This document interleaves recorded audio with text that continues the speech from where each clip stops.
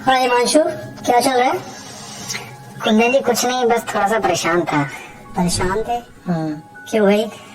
अरे वो सुबह मैंने एक स्टोव खरीदा था, तो मुझे लगा थोड़ा प्रॉफिट कमा लेंगे, लेकिन ये तो जाते जाते घाटा देके गए मुझे। समझा नहीं मैं। अरे मैंने सुबह एक स्टोव खरीदा था, शेयर मार्केट में पैसा लगा दिया था मैंने सुबह। ओके।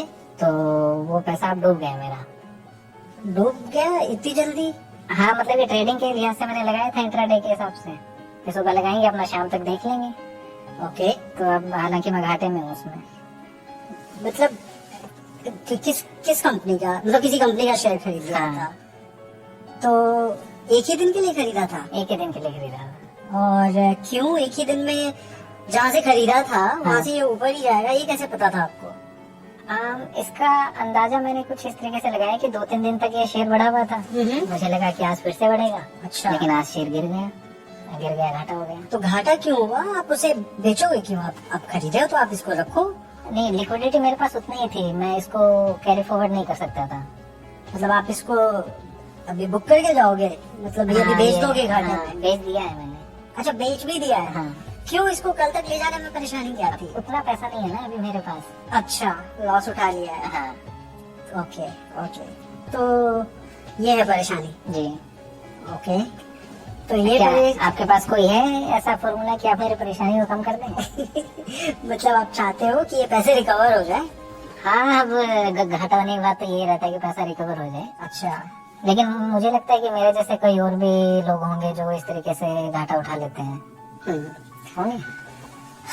स्टॉक मार्केट में काम करने के लिए बहुत सारे लोग मार्केट में आते हैं। काम करने से मेरा मतलब है, उन्हें ये लगता है या उन्हें ये बताया गया है अलग अलग सोर्सेस से कि स्टॉक मार्केट पैसा कमाने की एक मशीन है, जहाँ पे आप आओगे, पैसे डालोगे और वो पैसे दिन दूनी रात चौगनी बढ़ जाएंगे और आपको बहुत सारा मुनाफा करके दे देंगे।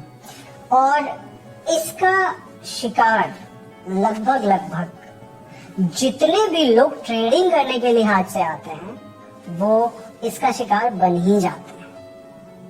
स्टॉक मार्केट बहुत अच्छी लिक्विडिटी देता है। अगर हम चारों इन्वेस्टमेंट क्लास की बात करें तो आप एफडी कराने जाते हो तो आप रोज रोज जाके एफडी का रेट नहीं देखते। आप अगर रियल एस्टेट कोई खरीदते हो तो रोज रोज जाके अपने ब्रोकर को नहीं पूछते कि भाई अभी 1 करोड़ का घर खरीदा था, अभी इसका दाम कम हो गया है या ज्यादा हो गया। इसी तरीके से जब आप सोना खरीदते हो तो उसका प्राइस रोज रोज नहीं देखते। लेकिन जैसे ही स्टॉक मार्केट में कोई व्यक्ति अपना पैसा लगाता है, वो ये चाहता है कि ये मार्केट, ये इन्वेस्टमेंट क्लास मुझे फटाफट पैसे बना के दे।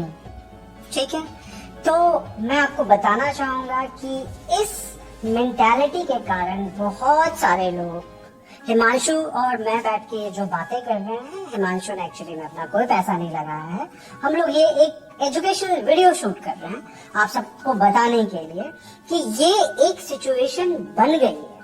ऑफिसेज में काम करने वाले लोग, यहाँ तक कि स्टूडेंट्स भी पूरे दिन स्क्रीन के सामने बैठकर इंट्राडे ट्रेडिंग करके पैसे कमाने की कोशिश करते हैं। सब नहीं करते, कुछ लोग करते हैं।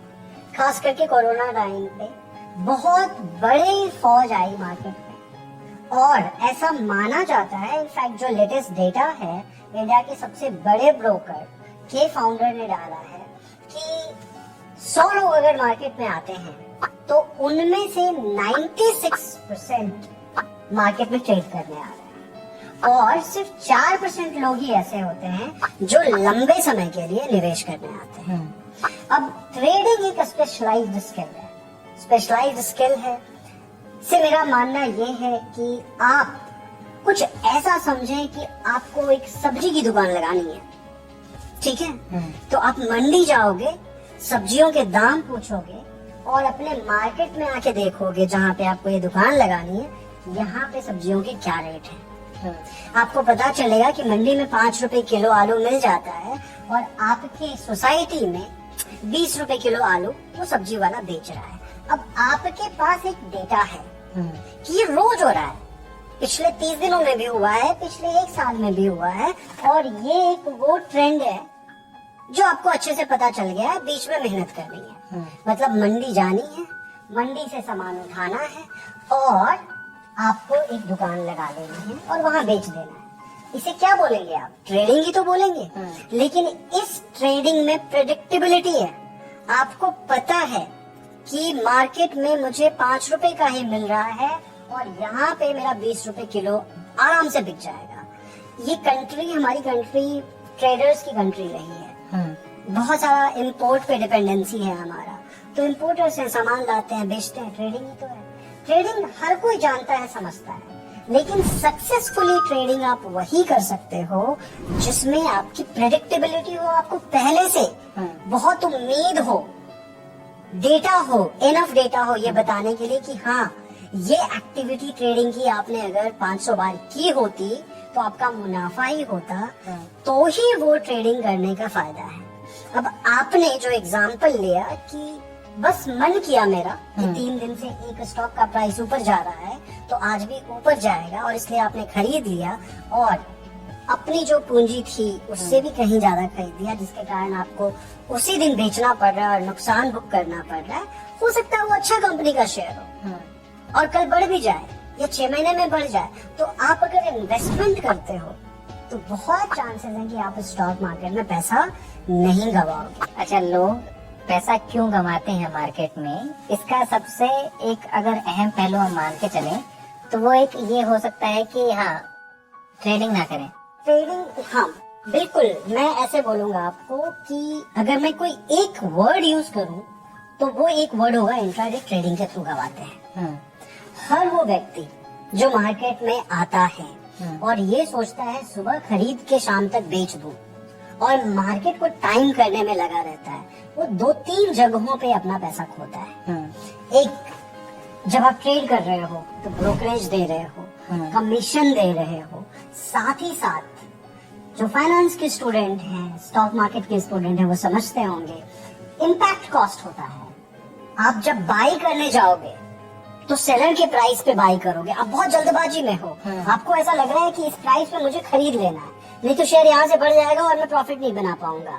तो जो ट्रेडर ट्रेंड नहीं होते, साइंस यूज करके, डेटा यूज करके, स्टैटिस्टिक्स यूज करके काम नहीं कर रहे होते हैं, सिर्फ टिप सेलिंग के ऊपर या गट फीलिंग के ऊपर इंट्राडे ट्रेडिंग करने चले आते हैं, वो बहुत जल्दबाजी में होते हैं। तो जब वो खरीदते हैं तो किसके प्राइस पे खरीदते हैं? खरीद बिक्री का देखो एक ही नियम है, ऑर्डर बुक बोलते हैं उसे। एक तरफ बायर खड़ा है, एक तरफ सेलर खड़ा है, तो बायर किसके प्राइस पे खरीदेगा? सेलर के प्राइस पे खरीदेगा। अब अगर 50 पैसा भी स्टॉक का बायर और सेलर का डिफरेंस है तो बायर 50 पैसे तो ज्यादा दे रहा है। अब खरीदा है तो बेचेगा भी, इंट्राडे ट्रेडर है वो। तो जब वो बेचने जाएगा तो किसके प्राइस पे बेचेगा? जो बायर ऑफर कर रहा है उसी पे बेचना पड़ेगा। तो बायर और सेलर के बीच का जो डिफरेंस होता है उससे हर स्टॉक का इम्पैक्ट कॉस्ट निकाला जाता है। NSE एक्सचेंज पे आप जाएंगे अगर तो वेबसाइट पे देखेंगे तो जब आप स्नैपशॉट देख रहे होते हो किसी भी स्टॉक का तो अब इम्पैक्ट कॉस्ट भी लिखा होता है। ज्यादातर जो बड़ी कंपनियां जिनमें बहुत हेवी वॉल्यूम होता है थ्रू आउट द डे, उनका इम्पैक्ट कॉस्ट थोड़ा कम होता है। बट बहुत सारी कंपनियां जिनके इतने वॉल्यूम नहीं होते उनमें इम्पैक्ट कॉस्ट 0.5% तक भी होता है।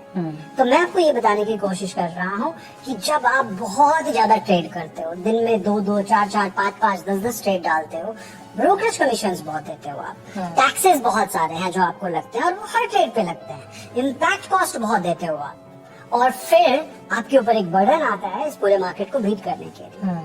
प्लस एक बिहेवियरल फाइनेंस का एस्पेक्ट मैं आपको बताता हूँ।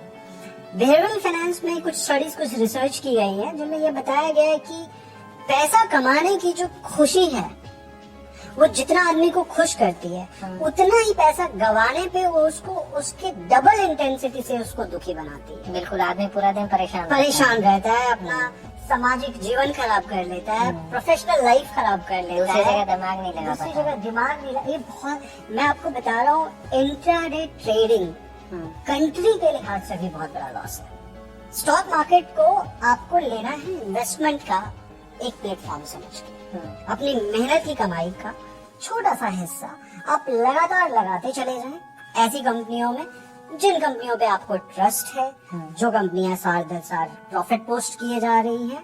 तो यही वो तरीका होगा जिससे कि स्टॉक मार्केट की मदद से आप इन्फ्लेशन को बीट करके अपने लिए धन संपत्ति बना सकते हो लॉन्ग टर्म के लिए। जैसे आपका घर एक धन संपत्ति है, ज्वेलरी आपके घर में होगी, फिक्स डिपॉजिट कर रखे होंगे, ऐसे ही कुछ शेयर्स होने चाहिए अच्छी कंपनियों के आपके पास। तो वो एक तरीका है। लेकिन जैसे ही आप मार्केट को टाइम करने लगोगे, सुबह खरीद के शाम तक बेचने के हिसाब से मार्केट में आओगे, तो बहुत ज्यादा चांस है कि आप नुकसान ही बनाओगे। कुंदन जी, ये चीजें तो मुझे काफी हद तक क्लियर हो गई कि मार्केट में अगर आप इस तरीके से पैसा लगाएंगे और कमाने के इरादे से आएंगे तो आपको जाहिर सी बात है कि नुकसान उठाना पड़ सकता है। लेकिन अगर आप लॉन्ग टर्म के लिए अगर पैसा लगाएंगे और मार्केट में बने रहेंगे एक लंबे समय तक, तो हो सकता है कि ये नुकसान ना हो आपको। कुंदन जी, अगर इसके अलावा आप ये बता सकें कि और क्या क्या तरीके हैं जिनसे लोगों को नुकसान उठाना पड़ सकता है, तो वो क्या क्या पॉइंट्स होंगे? तो एक तो मैंने आपको जो सबसे बड़ा ब्रॉड कैटेगरी था वो बताया इंट्राडे का। दूसरा एक ब्रॉड कैटेगरी है कि देखो, जहाँ पे शहद होगी वहाँ पे मधुमक्खियां तो आएंगी, राइट? अब स्टॉक मार्केट है तो पैसे की ही जगह। ये वो जगह है जहाँ से बिजनेसमैन अपने बिजनेस को एक्सपैंड करने के लिए कॉमन लोगों से पैसे उठाता है आईपीओ के थ्रू। आईपीओ लाके फिजिकली मार्केट में ट्रेड होता है। अब चूंकि लिक्विडिटी इतनी है, तो एक बिहेवियरल फाइनेंस में एक और एस्पेक्ट है, इसको हम बोलते हैं नैरेटिव फैलेसी। मतलब हम सबको कहानियां बहुत पसंद है, तो मुझे आपको कोई प्रोडक्ट अगर बेचना है ना, तो सबसे पहले मैं आपको एक कहानी बताऊंगा। तो कहानी के माध्यम से अलग अलग तरीके से बहुत सारे लोग टिप सेलिंग का भी काम करते हैं। अच्छा, जिन्हें मैं सीधे सीधे स्कैमर मानता हूँ, फ्रॉड मानता हूँ, क्रिमिनल्स मानता हूँ, इन्हें सीधे सीधे जेल में डाल देना चाहिए। हमें इन पर भी ज्यादा भरोसा नहीं करना चाहिए। जो ज्यादा नहीं, इन पे बिल्कुल भरोसा नहीं करना चाहिए। सेबी ने साफ साफ रूल बनाया हुआ है, 1000 लोगों में से 10 लोगों से भी उसने अगर 10-10 हजार रुपए ले लिए तो उसने अपने एक हफ्ते के लाख रुपए बना लिए। कुछ नहीं, सिर्फ मैसेजेस भेजकर। और ये एक इसीलिए ये एक कारण है कि फ्री एडवाइजरी को भी बैन किया गया है, क्योंकि मैक्सिमम स्कैम फ्री की एडवाइजरी से ही होते हैं। तो हमें इनसे भी बचना है। और बाकी जो हमारा दूसरा तरीका है जो इंट्राडे ट्रेडिंग है, अगर आपको प्रॉपर ट्रेडिंग नहीं आती है तो अपने पैसे को सेव रख के इससे भी बचना है, ताकि नुकसान ना उठाना पड़े। बहुत सारे लोगों को ऐसा गट होता है, मैं ट्रेडिंग करूंगा तो मैं तो पैसे बना ही लूंगा। तो उनके लिए भी एक सुझाव है मेरे पास। 1 महीने के लिए आप सीधे सीधे अपने पैसे लगाने की बजाय एक एक्सेल शीट में डाल दें कि आज मैं ट्रेड कर रहा होता तो ये करता, और फिर 1 महीने 2 महीने आप देखें कि क्या आपने पैसा बनाया होता। इसे हम पेपर ट्रेडिंग भी बोलते हैं। अगर आपको लगता है कि पेपर पे आप सक्सेसफुल हो, चाहे आपका फॉर्मूला कुछ भी हो, मैं मैथमेटिक्स बैकग्राउंड का बंदा हूँ, तो मैं मैथमेटिक्स यूज करके मेरे लिए ट्रेडिंग सिग्नल्स जनरेट करता हूँ। 80% एक्यूरेसी होती है, मैं काम कर लेता हूँ उसके ऊपर। अब आपकी टेक्निक चाहे जो भी हो, आप मान लो न्यूज अच्छा समझते हैं, राइट, और उसके बेस पे आप करना चाहते हैं तो आप करें, लेकिन पेपर पे लिख के करें। मैं तो मैथमेटिकली प्रूव करता हूँ, बैक टेस्टिंग करता हूँ, देख लेता हूँ कि बैक टेस्टेड रिजल्ट के ऊपर इतना रिटर्न बना होता अगर मैं ये किया होता, ये रिस्क मैनेजमेंट मेजर्स मुझे रखने हैं, तो मैं ये कर लेता हूँ। आपके जो भी तरीके हैं आप अपने तरीके से करो और उसको पेपर पे लिखो। अगर आप पेपर पे सक्सेसफुल हो तभी मार्केट में जाना। कम से कम एक्सपेरिमेंटेशन में जो पैसे आप गंवाने वाले थे वो पैसे तो बच जाएंगे इस तरीके से भी। बाकी आज हमारे साथ थे फाइनेंस फॉर्मूला में कुंदन किशोर जी, जिन्होंने बताया है कि आपको मार्केट में कैसे पैसे नहीं गंवाने हैं। कुंदन जी, आपका बहुत बहुत शुक्रिया। Thank you. फाइनेंस फॉर्मूला में हम अलग अलग टॉपिक पर एपिसोड लाते रहेंगे। आप देखते रहिए जी न्यूज। Thank you.